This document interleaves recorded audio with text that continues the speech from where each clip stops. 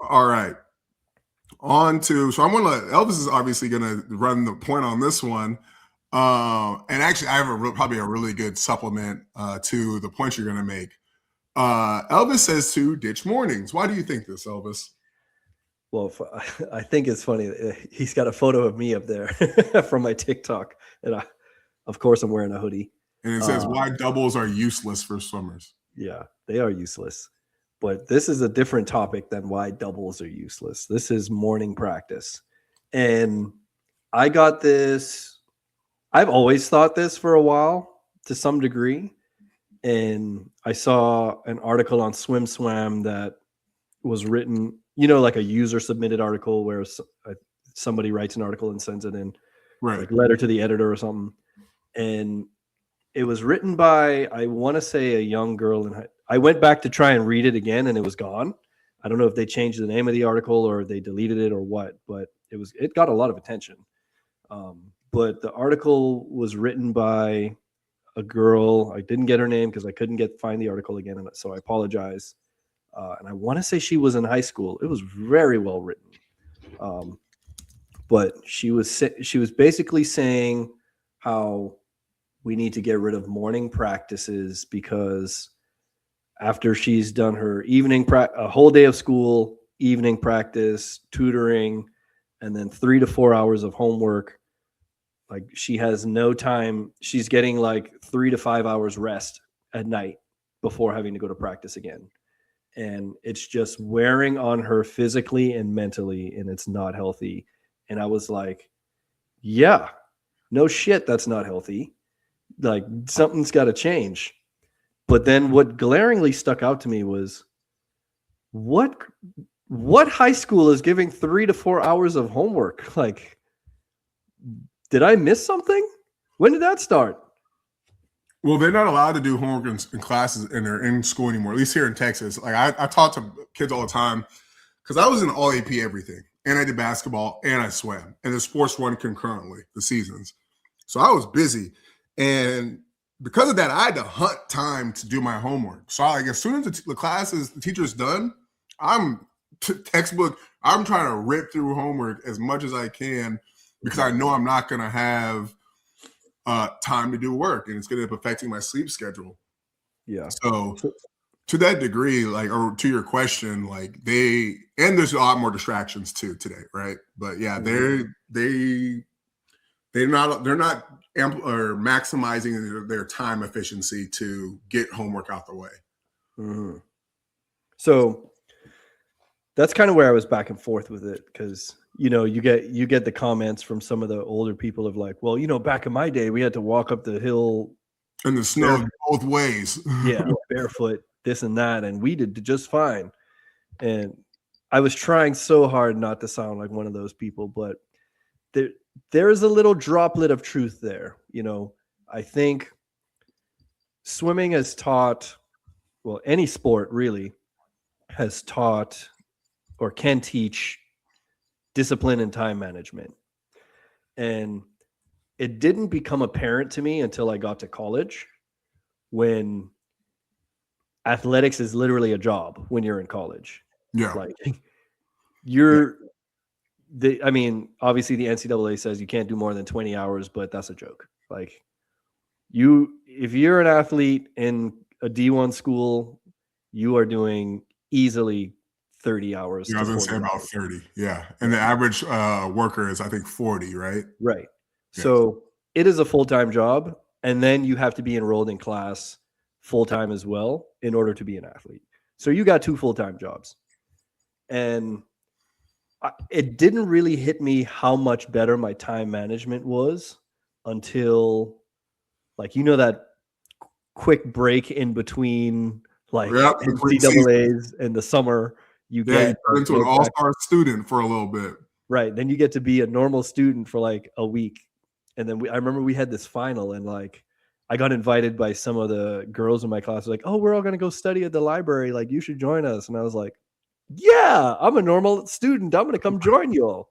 Like, I'm actually going to study for an exam for the first time ever since I actually have time to. And, they're going to hit the books for like 3 hours and study. And, oh, yeah, we're all going to ace this class. The amount of bullshit that went on in that library was unfathomable. Yo, of the 3 hours we were in there, quote unquote, studying, maybe 20 minutes of studying was done. Yeah. Maybe.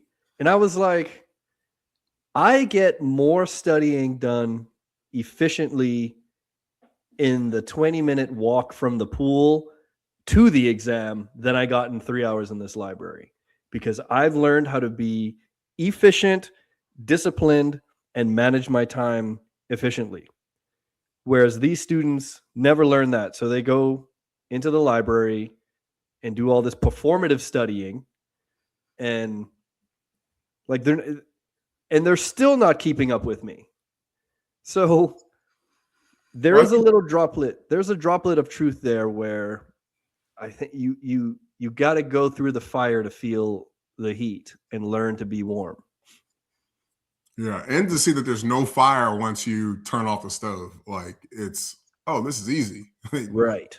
I remember my thing that I realized, and I feel like this will probably trigger something with you too, is because you're working a job, essentially, and it's not just a job. Jobs don't demand so much of you physically to where your physical demands become mental demands. Right? So like there's a certain point in swimming, and everybody who's done anything really in life at a high level, but anything physical at a high level, especially sports, there's a certain point to where it stops becoming a physical workout and everything is mental. Like your body doesn't want to go, and you have to somehow use your mind to make your body go. And that is a huge mental, I don't want to say mental, but it's a huge body performance bill to pay. And you're basically doing everything on hard mode. Everything.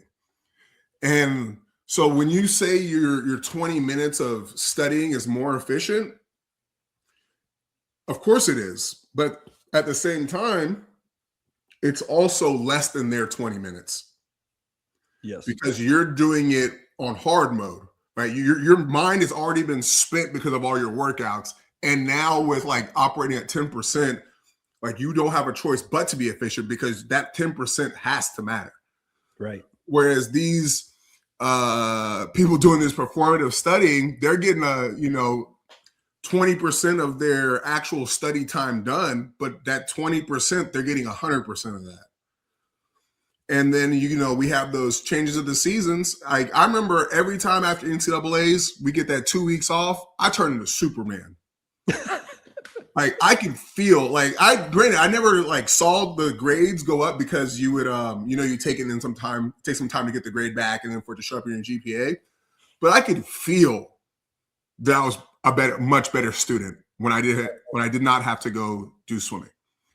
And in line with this theme on mornings, it's because of mornings. I remember I was in this interview with not an interview. It was like a Zoom call with Swim North Carolina, right? Or North Carolina Swimming. Shout out to Clifton Gordon, aka Cheesesteak from the National Diversity Sled Camp. Holla at your boy. He invited me to come talk to them. And so it's like a bunch of coaches in there. And here's some inside trading for y'all.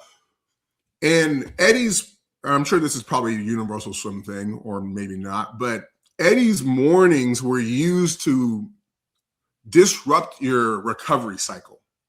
So it's easier to get you in that hole to taper out of. So the whole point of mornings, at least to the GOAT, isn't really about having doubles. It's about it's about taper.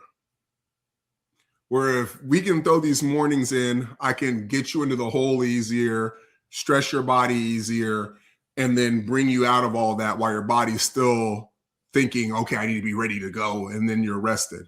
So I guess as you could say that swimming is a lifelong taper until you get to the real world. Now I'm like putting this together. We just cracked the code, guys. But yeah, it's there to mess you up. And then obviously it has a purpose to mess you up, but It's there to make your life hard, so you do everything on hard mode. So when you remove that weighted vest and you get out into the real world, or you get to your swim meet, or you go to actual school without swimming, it's like the world is a piece of cake. So ditch mornings, yeah, but at the same time, long term, beneficial. Yeah. So I think you and I are kind of on the same wavelength there. It's like, Yeah, for sure. yeah, it's like, I mean, it goes back. I was trying to think of this analogy, but it sounded bad. It's almost like the argument of like, should you spank your kids or not? It's like, yeah, it's borderline abusing the children. But also I've seen children who grew up without getting spanked or without discipline, and they're horrible people. Yeah. So like, Yeah. where's the line? You know, that's how I see mornings. It's like, yeah, it's terrible for the child because, you know, you're probably losing out on sleep. You're probably not getting as much time to study as your counterparts, and you may miss out on a lot of socialization and a lot of that other stuff. But yeah, I look at me compared to those who didn't go through that. I pick it every time. Yeah, for sure. For sure. And I think this even like kind of just to be like on the complete same page, we're definitely on the same page, but this even goes into the Mech method, the McAvoy method. And I think you can even extract it to coaching, where it's like, if I have to, obviously, I'm not saying I do this at all, but I'm just saying as a point of reference, kind of like in line with your spanking. If you have to like be physical with a kid, like, why can't you outsmart this kid? You know, like you need to yell at him. Like this little 6-year-old got this 10-year-old got you out of body. You can't handle coaching a 10-year-old without getting angry. Like outsmart that little dude. And it's like kind of the same thing with mornings. Like you can't coach without this, like, and I say the Mech method, where the yardage training or, you know, hard work works is kind of like the safe way to do it, where, you know, you're guaranteed some results. Like you have mornings, you're guaranteed some results because they're going to break down and you guarantee a taper, right? Mm-hmm. But at the same time, it's like, if you need that, are you really a good coach? Right. And obviously, I said I'm an Eddie Reese purist. I believe in the mornings, but at the same time, like, I feel like you can get the job done without trying to kill me, coach. Yep. Efficiency. Yeah. Okay. Nice. So we're going to move on to our next topic. We got 2 left, and we're trying to get back to our original time that we spent on this. We've been hitting like an hour 40. So